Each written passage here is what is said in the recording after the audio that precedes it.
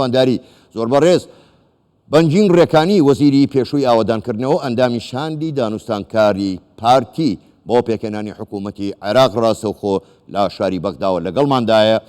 کاک بەنجین شەوتان باش، زۆر سوپاس بۆ بەشداریکردنتان لەگەڵمان لەم گەشتەی ژووری هەواڵی کوردستان 24. با لە هەواڵەکەەوە دەست پێ بکەین. خۆت ئاگاداری ئەمڕۆ حیزبی داعوا ئەم ێوارەیە بەڕەسمی دەوڵەتی قانون مالیکیان بربژێر کردووە بۆ پۆستی سەرۆکوەزیران ئەوە لە لای خۆیانەوە چوارچێوەی هەماهەنگیش لە ئێستا لە کۆبوونەوەدان. من دەمەوێت بزانم لەم حاڵەتەدا خوێندنەوەتان بۆ دۆخی عێراق چییە؟ پێت وایە مالیکی بتوانێت حکوومەت پێک بێنێ؟ ئێوارە باش، زۆر سپاس. خۆت دەزانی چارچەوەی هەماهەنگی لە زۆر لایەن پێک هاتووە. دەوڵەتی یاساش ئەوەی کە جەنابی مالکی سەرپرشتیەکە یەکێک لە ئەوان لایەنەنەوەی کە لە چارچەوەی هەماهەنگین ئێستش ئەوان خەریکی ئەوەنە کە ئالیەتێک بدانن لە بۆ کاندیدکردنی بربژێرێک بە ناوی هەماهەنگی لە بۆ پۆستی سەرۆکوەزیران و لە عینی کاتیش ئێستا ئیمزایەکان خردەکەنەوە لە بۆ پێکهانانی کوتلەی گەورە ئەوەی کە خۆیان پێدەزانن کە چارچەوەی هەماهەنگی دەبیتە کوتلەی گەورە. باوەڕ ناکەم تا ئێستا کەس بتانی دەبرێت ئەمن بربژێری چارچەوەی هەماهەنگیم، بەڵام زۆر کەس هەنە خۆی بربژێر دەکەن. ممکنە ژمارەکە ببیتە 9 کەسێک. ئەوجا ئەوان ئالیەتێک دەدانن لە بۆ کەسێک بربژێر بکەن کە ببیتە بە شێوەیەکی ڕسمی کاندیدی چوارچەوەی هەماهەنگی. قسەش زۆر لەسەر ئەو ئالیەتە دەکرێت، بەڵام تا ئێستا بڕیار نەدایە. ئەو کۆبوونەوەی ئەو ڕۆژکە ئەیکەن باسی ئەو ئالیەتە دەکەن و عینی کاتش لژنەیەکیان پێکەنایە لە بۆ دانانی ئەو ئالیەتە و عینی کات لە بۆ دانانی بەرنامجی ئەوەی پێدەرێن بەرنامەی حکوومەت لە بۆ زۆر باش حکوومەتی خۆیان دروست دەکەن. زۆر باشە کاک بەنجین، کەواتە ئێستا لە ناو چوارچەوەی هەماهەنگیش ناڕێک و پێچیەکەیە، دژبەیەکیەکەیە. لەولاوە ئامری دەڵێ من لە حکوومەتێکی بەو جۆرە بەشداری ناکەم، لەولاوە عەبادی بە هەمان شێوە وا دەڵێ. یعنی کەواتە لێکترازانێک، جۆرێک لە لێکترازان لە ناو چوارچەوەی هەماهەنگیدا ینی لە ناو ماڵی شیعەشدا هەیە. خاڵێکی کەشمان لە بیر بێ کاک بەنجین، ئەویش ئەوەیە سەدر بە هەموو جۆرێک دژی مالیکیە و بە هیچ جۆرێک قبوڵی نییە. پێت وابێ بتوانن هەم ئەو ناکۆچێت تێپەڕێنن و هەم مالیکی بتوانێت دژی سەدرش ڕابوەستێ.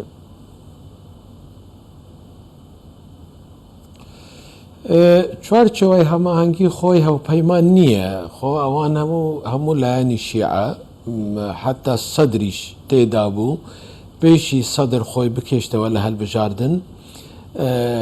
دوای کە گەڕاوە لە بۆ هەربژاندن لە هیچ کۆبوونەوەیەک لە چارچەوەی هەماهەنگی حاضر نەبووە. لایەنی چوارچەوەی هەماهەنگی هەموو بینی خۆیان یەک نین. عەبادی و سەید عەمار پێشی ئەو شتێک دروست بوو پێی دەگۆ قیوە دەولە، ئەوان هەر دژی ئەوانی تر بوون. دیسان مالکی و فتح هەرێک بە قایمەیەکی جودا جودا دابەزی بوو لە بۆ هەلبژاردن و زۆر کەسی سربەخۆی تێدانا ئەوانەی چوارچەوەی هەماهەنگی. ئێستا ژمارەکەیان ممکنە ببیتە 120 یان 120 زیاتر، 1-2 نەفەر. ئەوانە هەموو بۆچوونی جیاوازیان هەیە، زۆر زەحمەتە، ممکنە پێک بێن لەسەر هەندێک خاڵی سەرەکی.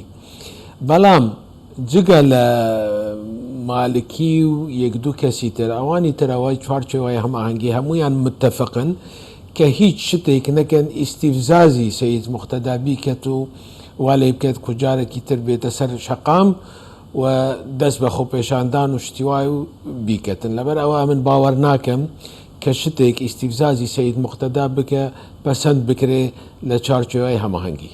زۆر باشە. ینی کاک بەنجین، بەڕای ئێوە کەواتە بۆ پاراستنی ئەوەی کە پێی دەڵێن یەکێتی خاچی عێراق، خەڵکی ناو عێراق، باشترین حەل ئەوەیە حکوومەت پێک نەیە. چونکە ئەگەر حکوومەت پێک بێ و با سەرۆکایەتی مالیکی ئەو کات شەقامی عێراقی گڕ دەگرێت. بۆ خۆ دەزانی سەدر بە ملیۆنان کەس تۆ لە سەدر دەگرن و دەتوانێت گڕ لە هەموو شتێک بەر بدا. کەواتە باشتر نییە هەر حکوومەت پێک نێت.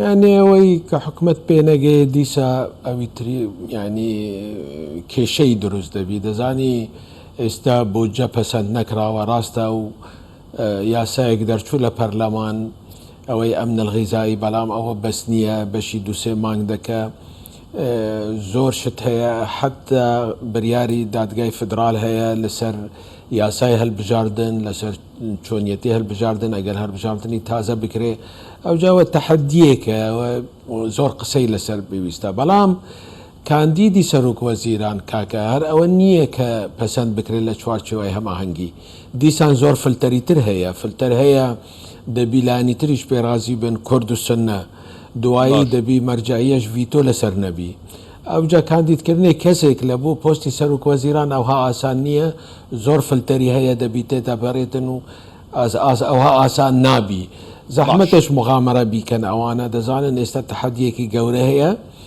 و مەشاکلیش زۆرە کە سید مختەدە لە ناو حکوومەت نەبی ئەوان زۆر هەولی دەدەن کە حکوومەتێک دروستکەن کە حتا ناوێک بتوانیتە ئارامی سەقامگیری بیکەت لە ماوەی ئەو 1-2 ساڵی داهاتوو زۆر باشە کاک بەنگیر هەندێک لە سەرکردەکانی چوارچەوەی هەماهەنگی زۆر بەڕاشکاوانە دەڵێن پارتی مەرجی زۆر قورسی هەیە لە پێکێنانی حکوومەت بەڵام مەرجەکانی پارتی ئەوەندە قورسن یاخود داوای جێبەجێکردنی دەستور دەکا کەواتە ئەوان پێمان دەڵێن پابند نین بە دەستورەوە هەر لە ئێستاوە نییە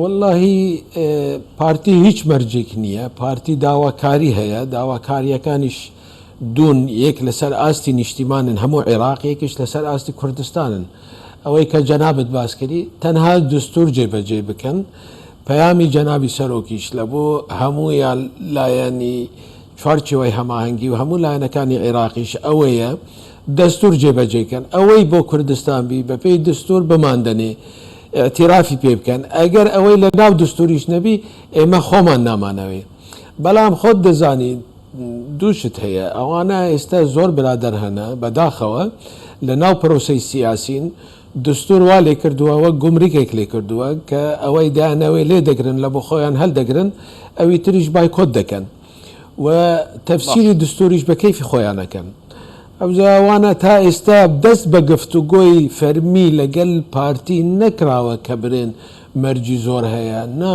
ممکنە تەبعاً پارتیش بێ مەرج نابی مەرجەکان هەیە بەڵام ئەو مەرجەکانی هەیە هەموو ئاسایە و هەموو لە بەرژەوەندی هەموو عێراقدایە و لە بەرژەوەندی زۆر باشستانە و دستوریە زۆر باشە کاک بەنجین دوا پرسیار ئەگەر بە کورتیش وەڵام دێت و من سوپاست دەکەم هیچ ئومێدەکەیە پارتی و یەکێتی لەسەر بربژێرێک ڕێبکەون کە هاوبەشی هەردوو لایەن بێ بۆ پۆستی سەرۆک کۆمەڵ